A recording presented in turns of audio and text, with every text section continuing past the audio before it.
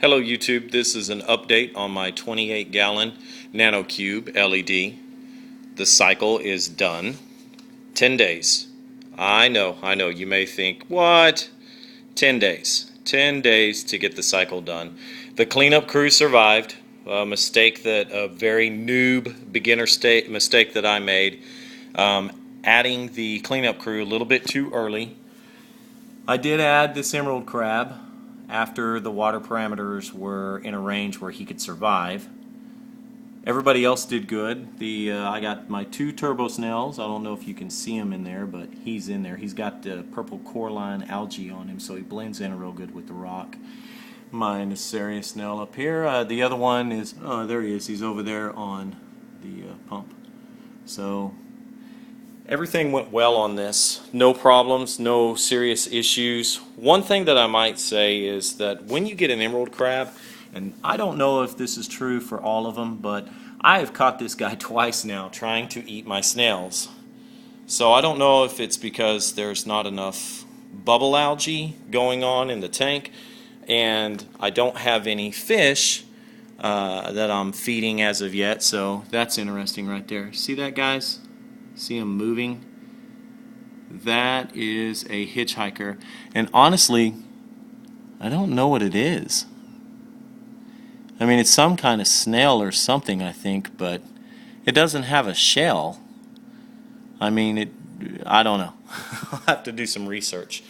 I was going to show you also. I also have a starfish that hitchhiked. Real teeny tiny baby starfish. So my sand bed is only 1 inch deep, so I hope that it's enough to sustain him. He's real tiny. I should have videoed that right off the bat. I guess whenever the lights came up and running, he ducked behind this sand dollar. I think he's called this home for now. So everything's going really great on this, guys. A couple of things that I've learned as a beginner is that you really need to get your own test kit.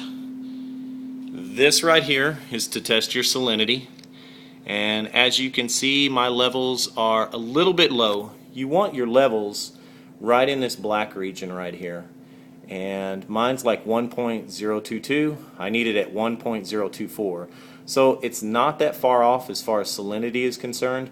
So I'm probably maybe might add a little bit of salt just to get it up in here in this range, because this is really where you want it for reefs. The other thing is this test kit that I bought. It's the same test that they run at the stores, and you can see all my levels here. This right here is the pH. This is the ammonia. This is the nitrite, and this is the nitrate. And as you can see, the colors that correspond with each one right here, everything is good. I mean, this is where you want it. All these levels right here, my pH is between 7.8 and 8, which that's where you want it. Ammonia up there, if you'll see the color, is up at the top. The nitrite, light blue, up at the top. And the nitrate, kind of a piss yellow, right between 0 and like 5 parts per million. So everything right now is looking real good. When you buy this test kit, I got it for 30 bucks. You can have like 520 tests, and if you run your test once a week, then you can see that's plenty to last you for quite some time. I've done a couple of top-offs, and I'm probably going to do my first water change next week, and I'll let you know how that goes. I'm going to get 2 5-gallon buckets. I'm going to go and get my water from my store, bring it home, put 5 gallons of that water into a bucket, and then I'm going to get a dipper, and I'm going to slowly dip out 5 gallons, add 5 gallons back into it. That's a process that I saw that seemed, fairly easy to do at home, and you don't have to buy any kind of, technical equipment, any kind of pumpers or anything like that. You can just slowly pour it back in.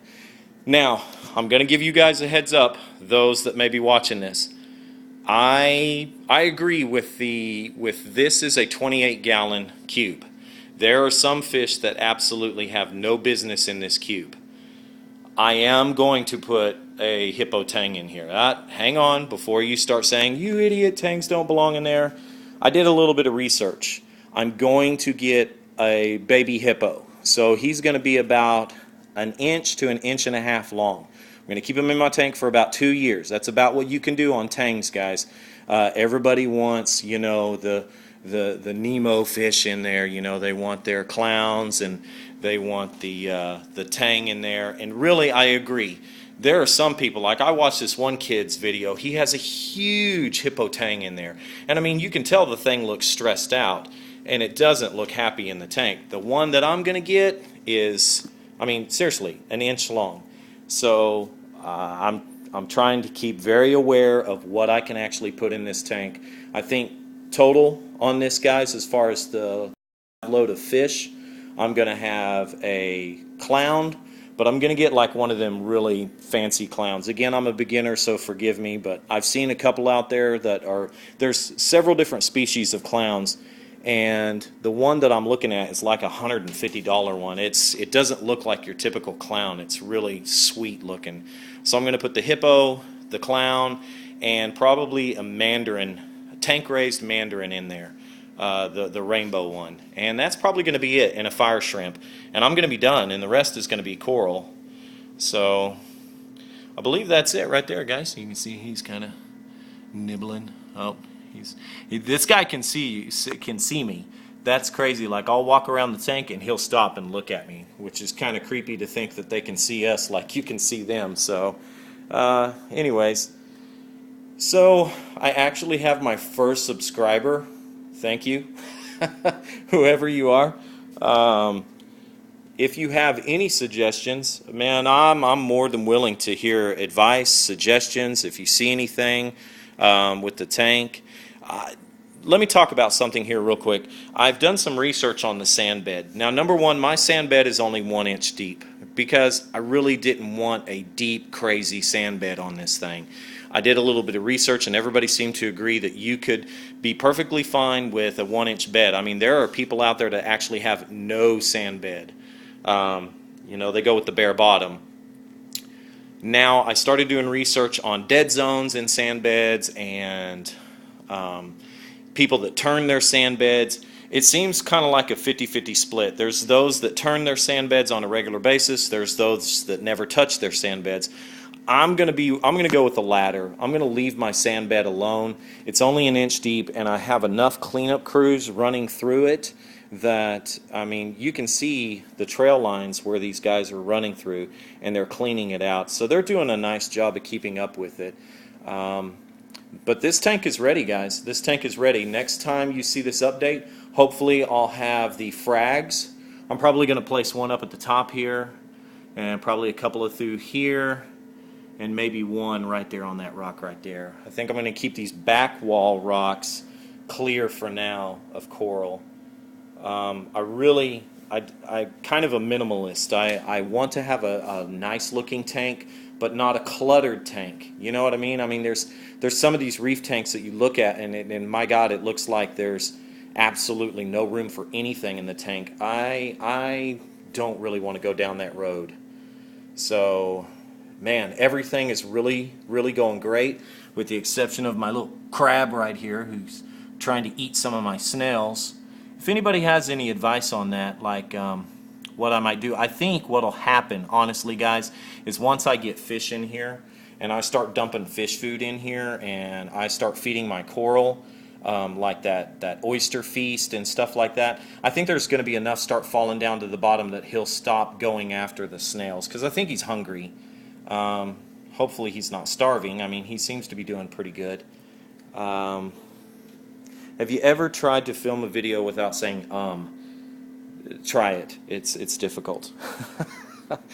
So I think that's it, YouTube. Man, give me your comments, advice, and hopefully this has helped out for you beginners along with me. So, man, everything's going great. No complaints at all. Real good. All right, well, thanks for watching, YouTube. You guys have a great day. Take it easy.